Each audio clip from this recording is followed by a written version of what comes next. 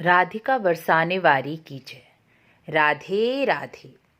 शिव पुराण में शतरुद्र संहिता के अंतर्गत भगवान शिव के 100 अवतारों का वर्णन किया गया है। इन 100 अवतारों में भगवान शिव का एक अवतार पिप्पलाद मुनि का है। पिप्पलाद मुनि का चरित्र सुनने से शनि पीड़ा का नाश हो जाता है। शनि पीड़ा से त्रस्त मनुष्यों को पिप्पलाद मुनि चरित्र अवश्य ही सुनना चाहिए। पिप्पलाद मुनि दधीचि ऋषि और सुवर्चा के पुत्र के रूप में प्रकट हुए थे।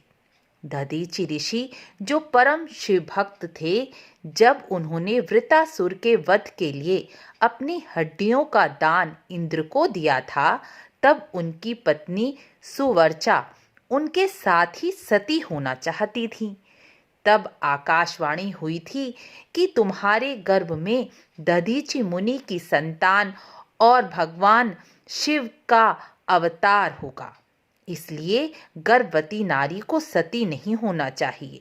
लेकिन दधीचि मुनि के जाने से वह अत्यंत दुखी थीं और पति के साथ ही पति लोक जाना चाहती थीं।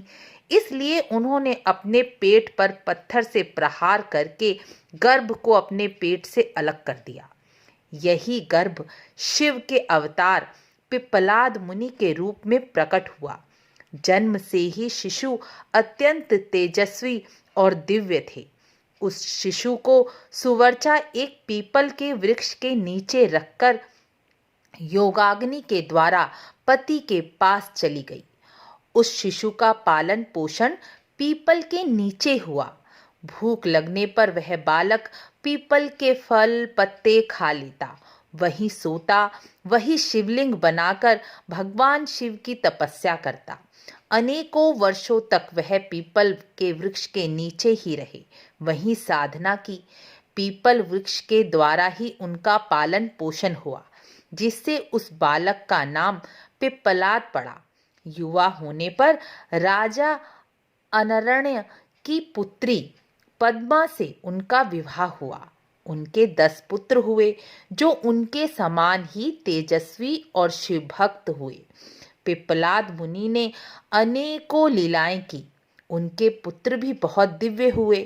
पिप्पलाद मुनि मनुष्यों की भलाई के लिए अनेकों कार्य करते रहे, लेकिन शनि ग्रह की पीड़ा से दुखी लोगों को देखकर उन्होंने सारी मनुष्य जाति को वरदान दिया था। शिव भक्तों और 16 वर्ष तक के कम आयु के मनुष्यों को शनि की पीड़ा नहीं सताएगी। यदि शनि मेरे वचनों की अनदेखी करके उस मनुष्य को पीड़ा पहुंचाएगा, तो तत्काल शनि स्वयं ही भस्म हो जाएगा।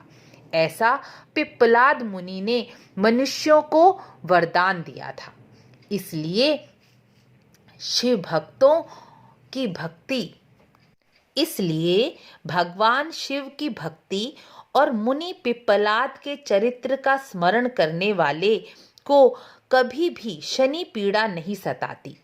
पीपल के वृक्ष पर सरसों के तेल का दिया जलाना, पीपल के वृक्ष को सींचना, पूजना करना भी पिप्पलाद मुनि का स्मरण करना ही है, क्योंकि इस पीपल वृक्ष के नीचे ही पिप्पलाद मुनि का बचपन, युवा और पूरा जीवन बीता। पीपल के वृक्ष ने ही उनका पालन पोषण किया। उन्होंने अपना जीवन पीपल के वृक्ष के नीचे ही बिताया।